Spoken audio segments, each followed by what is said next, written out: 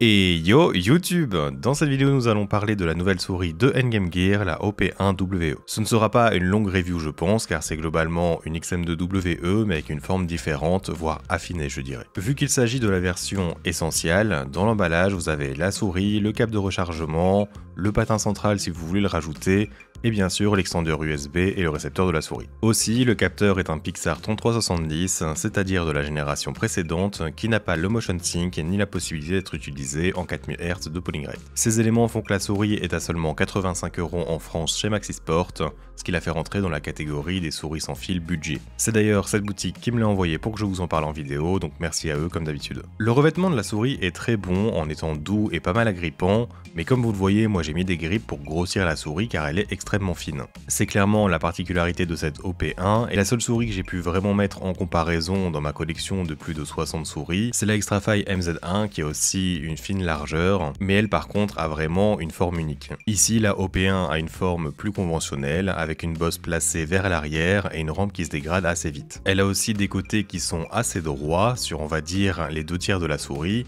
pour venir en fait s'élargir vers la fin. La XM2 elle vient vraiment remplir votre paume sur toute la largeur, que ce soit au milieu ou en bas de celle-ci, alors que la OP1 elle va être très discrète. Si vous utilisez ce style de grip avec des mains plutôt fines, de par exemple 8,5 cm, ou encore moins du coup, je pense que c'est clairement une souris que vous trouverez confortable avec plus de liberté dans votre prise en main que des souris plus grosses. Le côté fin de la souris est je trouve quand même un atout pour l'aim, du moins ça peut être selon vos préférences bien sûr. Elle a cet avantage en fait de pouvoir placer vos doigts plus facilement à différents endroits vu qu'elle est moins imposante, plus discrète donc dans l'ensemble, dans votre main de manière générale. Les côtés sont également propices si vous aimez placer vos doigts très à l'avant de la souris pour un claw très relax par exemple. Cependant, si vous avez des mains plutôt larges et un style de grip plutôt hybride, peut-être que vous pourrez avoir des crampes sur de longues sessions, ou alors vous trouverez simplement sa forme un peu étrange ou bizarre, du moins pas naturelle. Personnellement c'était un peu mon cas, d'où le rajout des bandes agrippantes pour l'élargir un petit peu. Ces bandes agrippantes ne sont bien sûr pas fournies avec la souris.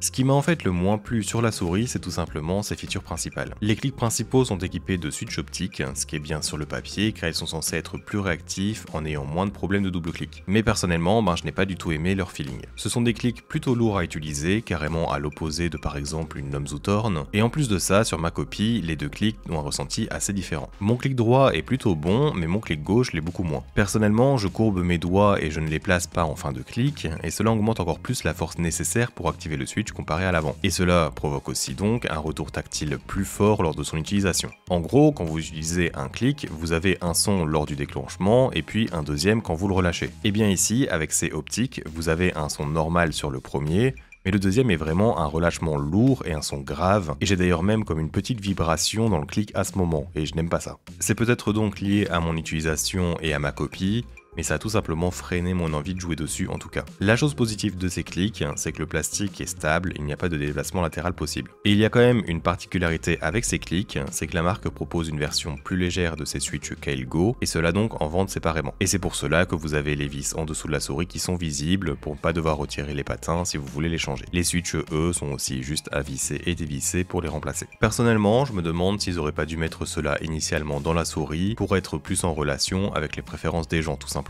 Ensuite, passons à la molette, et elle n'a pas vraiment de problème, mais elle est juste en fait pas comme j'aime. Elle a des crans bien définis lors de son défilement, mais elle est plutôt ferme et pas si légère. Et son clic, c'est pareil, le trajet d'activation est court et plutôt lourd. Et finalement, les boutons latéraux, ils sont bons, ils sont cliquis donc et spammables, mais je vais chipoter un peu quand même, car je trouve que le bouton avant est très fin, vu que le plastique en fait est courbé. Vous n'avez pas en fait votre doigt posé sur tout le plastique, que vous pouvez voir ici. Je vais maintenant vous passer le sound test de ces différents éléments pour que vous vous rendiez compte de tout ce que je viens de dire.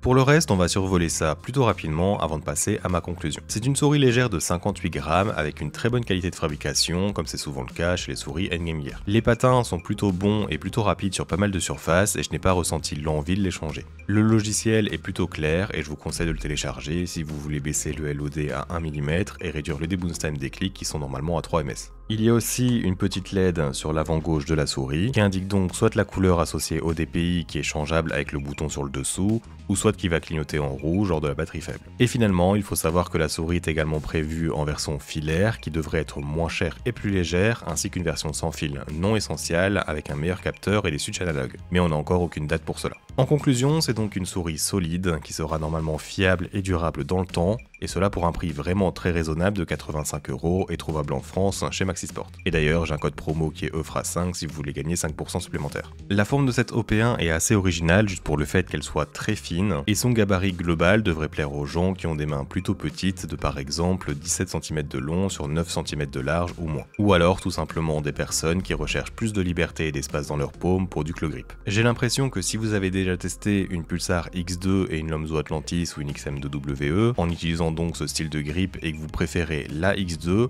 alors peut-être que la OP1 sera encore meilleure par exemple, car vous passez d'un remplissage de paume quasi intégral à moins sur la X2 et encore moins sur la OP1. Je dirais que ce qui va mettre un peu cette souris en retrait pour pouvoir la recommander facilement, ce sont donc ses clics principaux. Niveau performance, il n'y a aucun problème bien sûr, mais si j'avais le choix entre plusieurs modèles, je sais que je la choisirais pas à cause de cela. En tout cas donc c'est mes préférences. C'est une bonne souris, mais elle ne va juste pas transcender, notamment car je préfère plus de légèreté dans les features. Que ces features soient donc moins fermes et moins serrées, comme ça peut être le cas ici. C'est comme ça que je pourrais résumer mon appréciation en gros. C'est donc tout pour cette review, si elle t'a plu, n'hésite pas à t'abonner à la chaîne, ainsi que lâcher un petit pouce bleu.